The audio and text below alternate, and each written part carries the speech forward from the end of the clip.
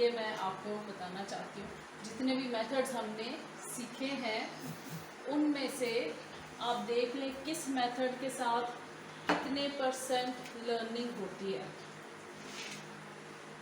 Learning किससे हो रही है?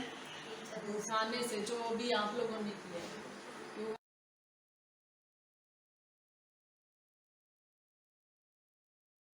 Teaching methods which are considered most important. One you have mentioned here, discussing. First is discussion. In discussion people talk to each other, they share their ideas. लेकिन इसको थोड़ा जल्दी जल्दी करेंगे. In discussion method it works only when people are of the same level of knowledge. Discussion is when people have the same level of knowledge or caliber, and then they share their views, share their ideas with each other. कभी कभी आपने देखा होगा कुछ लोगों के साथ आप डिस्कशन शुरू करते हैं तो वो लड़ाई पे ख़त्म होती है. Why? Because they don't understand your point. या बुरा मना जाते हैं या हर्ट हो जाते हैं. तो क्लास में भी अगर आप एक टॉपिक पे डिस्कशन करवाना चाहते हैं तो you make sure that children are able to talk about that topic, but according to their level they can discuss. Of course they can have discussion also in nursery prep. They can discuss about their likes and dislikes, their their about the games, about different activities. No, मैं ज़्यादा इसकी detail में नहीं जाऊंगी. ये भी Socrates का method था. ये आपको पता है, ये बिफोर क्राइस्ट के जो फिलोसफी के और फील्ड ऑफ स्टडी के ये फादर्स हैं एंशियंट ग्रीस में. और इनको क्लास में फिर कैसे यूज़ किया जा सकता है. यू डोंट वरी, आपको ना ये मैं होमवर्क दूंगी और ये फॉरवर्ड भी कर दूंगी आपको, ठीक है. और नेक्स्ट वीक आपके पास होगा डिस्कशन मेथड पे जो है रिसर्च करने के लिए, ठीक है. इससे क्या होता है, इंपॉर्टेंस क्या है, increases students interest and engagement, promotes preparation, provides instructor with feedback. Discussion कर रहे होते हैं उसी टाइम आपको पता चल जाता है किसको कितनी समझ आई है, किसको क्या समझ आई है मेरी बात की. Develop students speaking skill. ये जैसे यहाँ बात कर रहे थे कि सारा ये रिसर्च वगैरह करेंगे, फिर आखिर में आके कम्युनिकेट करना उनको आएगा कि कोई नॉलेज होगी उनके पास, फिर उसको प्रोसेस करेंगे अपने माइंड में intellectually, and then they are able to say. जो आप लोग इन दिनों में कर रहे हैं, जो भी आपकी लर्निंग होती है, फिर आप ग्रुप में जाके लिखते हैं, तो you are communicating. these sessions of workshops of these days are helping also you to develop your communicating skills, to develop to articulate what is your learning. Emphasizes on learning instead of teaching. इसमें बच्चे सीखते हैं. आपका भी emphasis जो है वो learning पे होता है, टीचिंग पे नहीं होता. Active participation, training in self expression, ठीक है. ये कंस्ट्रक्टिविस्ट, ये क्योंकि आप लोगों ने किया है तो इसकी आपको ज़्यादा समझ आएगी. इसको ज़रा पढ़ लेते हैं. What is constructivism?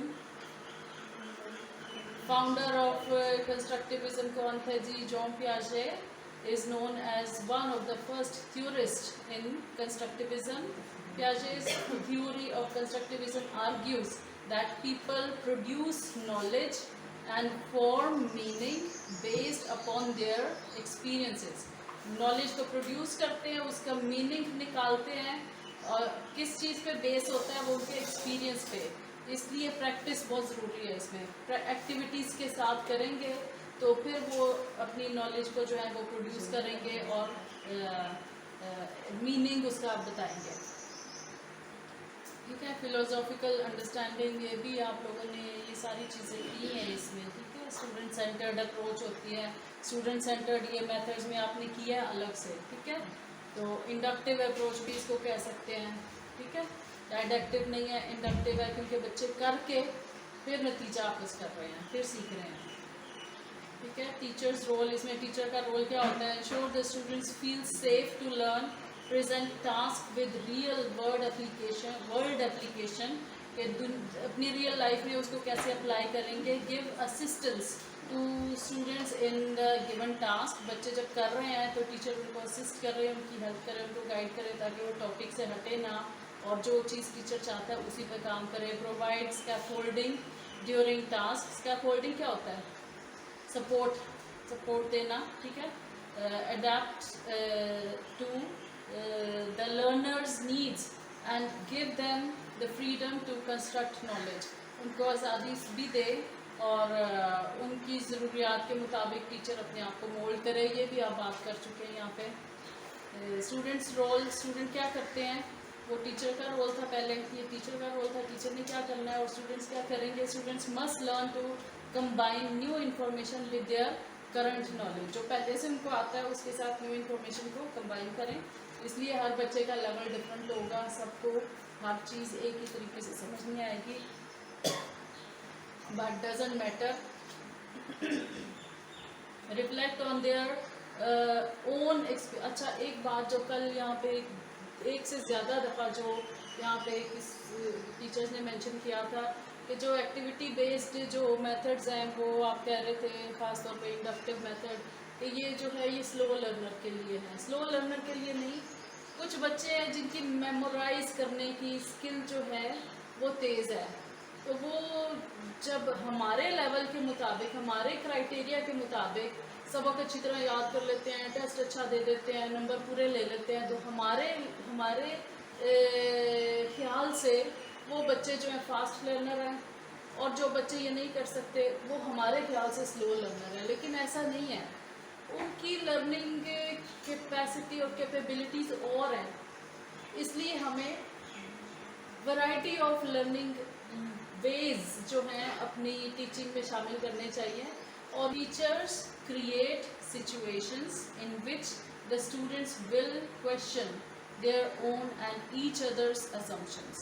जो भी उनको चीज़ें समझ आ रही हैं उसके बारे में भी वो सवाल करेंगे कि ये क्या है, क्यों है, कैसे है।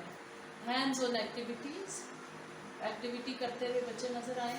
Having students working together and aiding to answer one another's question. एक दूसरे से सवाल जवाब पूछें और मिलजुल के कोई किसी प्रॉब्लम को सॉल्व करने की कोशिश करेंगे। क्वेश्चनिंग नहीं होगी माइंड में, तो ये सब कुछ मुश्किल होगा सीखना। आपने देखा होगा छोटे बच्चे घर में माँ से कितने सवाल करते हैं, तो वो ये इस प्रोसीजर के थ्रू अपनी लर्निंग परसीव कर रहे होते हैं। Designating one student as the expert on a subject and having them teach the class. अगर किसी बच्चे को आप कह सकते हैं जी आपको ये चीज़ आपने अच्छी तरह सीख ली है, अब आप ये क्लास को सिखाएं। And do not be afraid of this kind of methods in class. ठीक है, अगर कोई बच्चा है काबिल, उसको आता है, तो लेट हिम डू। इससे हमारी अथॉरिटी कम नहीं होगी बल्कि ज़्यादा होगी। बहुत दफ़ा बच्चे जब ऑफिस में सिखाते हैं उनको समझ आती है, और जो सिखा रहा होता है उसकी अंडरस्टैंडिंग और क्लियर होती है, वो कभी भी नहीं भूलेगा जो बच्चा सिखा रहा है। आपको नहीं पता कि जिस बच्चे को शायद सबक याद नहीं होता वो बहुत अच्छा स्पीकर हो, वो बहुत अच्छा आर्टिस्ट हो, तो मल्टीपल चीज़ें देंगे उनको, तो आप ये भी डिफरेंट टैलेंट्स भी वो बच्चे को भी अपने टैलेंट्स डिस्कवर करेंगे। और आज के दौर में जितनी भी इन दिनों में मैंने रिसर्च की है टीचिंग और लर्निंग से रिलेटेड, जो मैंने चीज़ देखी है जिस पे सबसे ज़्यादा बात हो रही है आज के दौर में, क्या ज़रूरी है कि आपके स्टूडेंट्स सीखें, तो उसमें जो बेस्ट चीज़ है वो है रिसर्च वर्क, कंस्ट्रक्टिविज्म और रिलेशनशिप। प्रीवियस नॉलेज का न्यू नॉलेज के न्यू लर्निंग के साथ रिलेशन, रिसर्च एंड कंस्ट्रक्टिविज्म। ये बच्चों को हम सिखा देंगे तो बच्चों को हम सीखना सिखा देंगे कि सीखना कैसे है। वो नहीं जो मैं दे रही हूँ उसको सीखना है, जो नॉलेज मैं दे रही हूँ उसको सीखना है। बच्चे सेल्फ स्टडी कैसे कर सकते हैं? जितनी ज़्यादा आप उनसे प्रेजेंटेशंस तैयार करवाएंगे उतना उनको सेल्फ स्टडी आएगी। और छोटी छोटी चीज़ों पे ना रुके। हाँ, इस बच्चे ने बदतमीजी कर दी है, इस बच्चे को तो ये नहीं आता, इसको तो पता नहीं ये, कोई बात नहीं, मुझे कौन सा सारा कुछ आता है, लेकिन जो आता है उसको उसको अप्रिशिएट करें। ये मैं आपको बताना चाहती हूँ, जितने भी मेथड्स हमने सीखे हैं उनमें से आप देख लें किस मेथड के साथ कितने % लर्निंग होती है। जब लेक्चर देते हैं, सिर्फ lecture without any teaching add, without showing anything, तो लेक्चर से कितने % लर्निंग हो रही है। जितना भी आपने लेक्चर दिया है, 1 घंटे का लेक्चर दिया, तो उसमें से क्या समझ आएगी बच्चों को? शायद 1-2 लाइन, 1 लफ्ज़, 2 लफ्ज़, शायद 5 लफ्ज़ 1 घंटे पूरे पीरियड के लेक्चर में शायद बच्चों को याद रह जाएगा। शायद किसी को कोई एग्जांपल याद रह जाएगी, किसी को आपका कोई जेस्चर याद रह जाएगा, किसी को आपने कोई लतीफ़ा बीच में सुनाया, सिर्फ वो लतीफ़ा याद रह जाएगा, सबक का कुछ याद नहीं होगा। तो जब सिर्फ लेक्चर है, ओनली लेक्चर, तो लेकिन लेक्चर एक इसकी है जब कुछ और नहीं कर सकते, सिर्फ लेक्चर कर सकते हैं जब ऑडियंस बहुत बड़ी है, जैसे 100 लोग हैं, 200 लोग हैं, जिनके सामने आपने जिनको कुछ सिखाना है, तो ऑब्वियसली आप दूसरी एक्टिविटीज़ करना उनके साथ तो पॉसिबल नहीं होगा, तो आपके पास यही ऑप्शन होगी कि आपने लेक्चर ही करना है। फिर उसके बाद है रीडिंग। जब आप रीडिंग मेथड करते हैं, तो रीडिंग जब बच्चे करते हैं एक स्टोरी की, एक टेक्स्ट की, तो सिर्फ आपने अगर रीडिंग करवाई, उसमें वो देख भी रहे हैं, 2 सेंसेस यूज़ हो रही हैं, विजुअल और ऑडिटरी, ठीक है, लेकिन फिर भी कितनी % उनकी लर्निंग हो रही है? 10%। तो बहुत दफ़ा ये हमारे लिए बहुत कॉमन है, हम टीचर्स के लिए क्लास में जाते हैं, किताब खुलवाते हैं, रीडिंग करा के, एक्सरसाइज करा के, तो वापस आ जाते हैं, टेस्ट और होमवर्क दे देते हैं, जो बच्चे होमवर्क भी नहीं करते और फिर टेस्ट भी याद नहीं करते। क्यों? क्योंकि उनको समझ क्या आया है, शायद 10% उनको समझ आई है, और टेस्ट में वो 100% मार्क्स कैसे ले सकते हैं। आपने 2 सेंसेस यूज़ किए, लेकिन वो भी काफ़ी नहीं थे। और यहाँ पे देखें, ये एक और आपको पिलर नज़र आ रहा है इधर, जो नीचे एक्टिव है और ऊपर आते आते आते वो पैसिव हो रहा है। तो दैट मीन्स लेक्चर में भी बच्चे पैसिव हैं, रीडिंग में भी बच्चे पैसिव हैं, और आगे क्या है? Audio visual. आपने उनको कोई वीडियो भी दिखा दी, आपने चार्ट भी बना लिए, आपने फ्लैश कार्ड्स भी बना लिए, और लेकिन सब कुछ आपने खुद ही उनको दिखाया है, खुद ही बताया। अब मैं आपको एक वीडियो दिखाती हूँ, इसको गौर से देखें। अब मैं ये देखें, ये चार्ट है, ये फ्लैश कार्ड है, इसको गौर से देखें, इसको क्या करें। लेकिन एक्टिव कौन है? टीचर ही। इसलिए बहुत दफ़ा हमें लगता है कि जब हम क्वेश्चनिंग कर रहे हैं तो हम बच्चों को इन्वॉल्व कर लिया है हमने, तो वो टीचर सेंटर्ड ही होता है। लेक्चर भी टीचर सेंटर्ड है, जब आप रीडिंग बच्चों से भी करवा रहे हैं टीचर सेंटर्ड ही है, ऑडियो विजुअल आप यूज़ कर भी रहे हैं, फिर भी टीचर सेंटर्ड ही है, क्योंकि बच्चे क्या हैं? पैसिव है। और चलो एनीवे, ऑडियो विजुअल में कुछ उन्होंने वीडियो से देख लिया, कुछ उन्होंने चार्ट पेपर से देख लिया, आप तो बोल के चले गए, लेकिन एड उधर रह जाएगी, उसको बच्चे बार बार देखेंगे, तो उसमें बच्चे की कितनी लर्निंग हो जाएगी? 20% हो जाएगी। फिर उसके बाद है डेमोन्स्ट्रेशन। जब आप दिखा रहे हैं, कुछ मॉडल ले जाते हैं, ऑब्जेक्ट्स ले जाते हैं। बहुत दफ़ा टीचर्स जब नाउन्स का, हिंदी एडजेक्टिव्स का किया आप लोगों ने, what is this, this is apple, what is this is pen, so all the names of the things are nouns.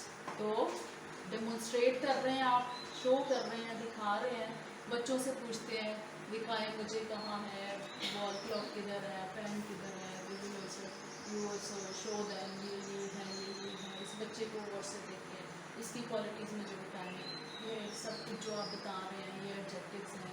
You are trying, but you are active, but the children are passive.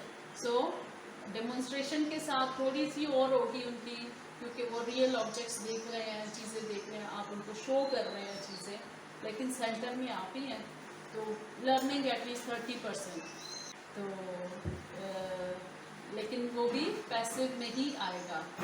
Kinaesthetic, what is the meaning of kinaesthetic? ये कल भी किसी ने नाम लिया था इसका।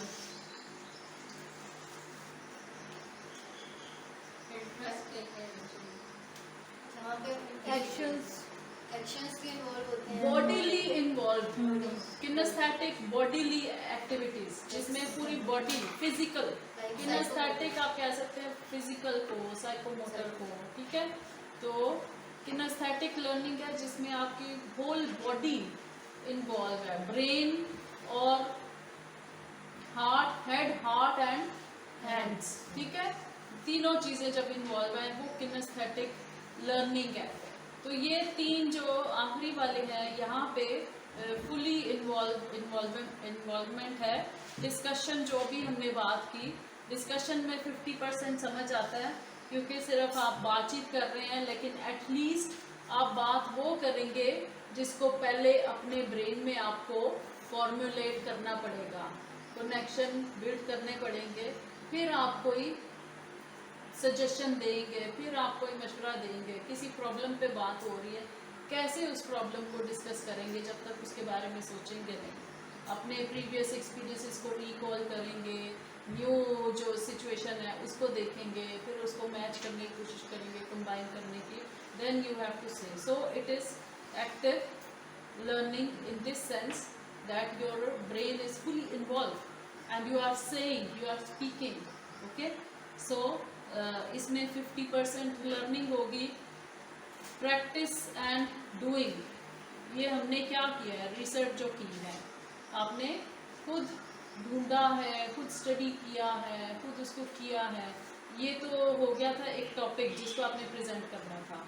इसमें अगर कोई एक्सपेरिमेंट आप देते हैं बच्चों को, कोई मैथ्स का कोई प्रॉब्लम देते हैं जिसको बच्चों ने सॉल्व करना है, कोई एक्सपेरिमेंट देते हैं, कोई और प्रेजेंटेशन देते हैं, हिस्ट्री की कोई प्रेजेंटेशन देते हैं, ज्योग्राफी की देते हैं, उसमें ज्योग्राफी की प्रेजेंटेशन में या हिस्ट्री में वो बच्चे मैप स्टडी करेंगे, और अगर किसी कंट्री के बारे में बता रहे हैं उनको बहुत सारी उसका बैकग्राउंड हिस्ट्री देखनी पड़ेगी बात करने से पहले, या हिस्टोरिकल कोई इवेंट अगर करते हैं तो they have to study a lot to give you a presentation of 5 minutes और 3 minutes, नो। तो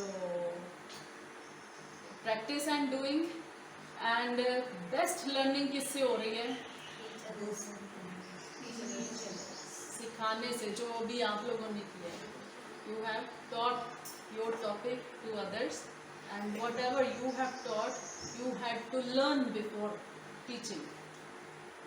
इसीलिए क्लास 5 के बाद आप बच्चों को इनकरेज करेंगे तो ट्यूशन पढ़ाएं दूसरों को, अपने से छोटे बच्चों को पढ़ाते हुए वो ज़्यादा इंटेलिजेंट हो जाएंगे, ज़्यादा काबिल हो जाएंगे, उनको ज़्यादा आ जाएंगी चीज़ें।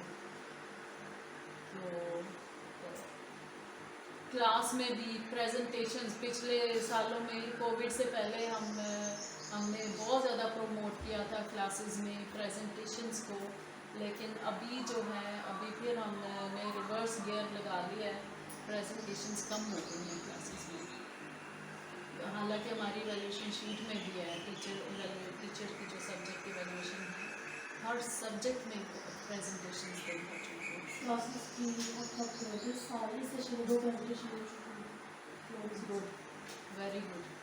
हर सब्जेक्ट में टॉपिक दें बच्चों को, जैसे ये हमने किया, आप उनको दे दें टॉपिक, टाइम दे दें बच्चों को। ऑफ कोर्स आप 1-2 घंटा काफ़ी नहीं होगा, और इसमें डिफरेंट पीरियड्स भी होते हैं।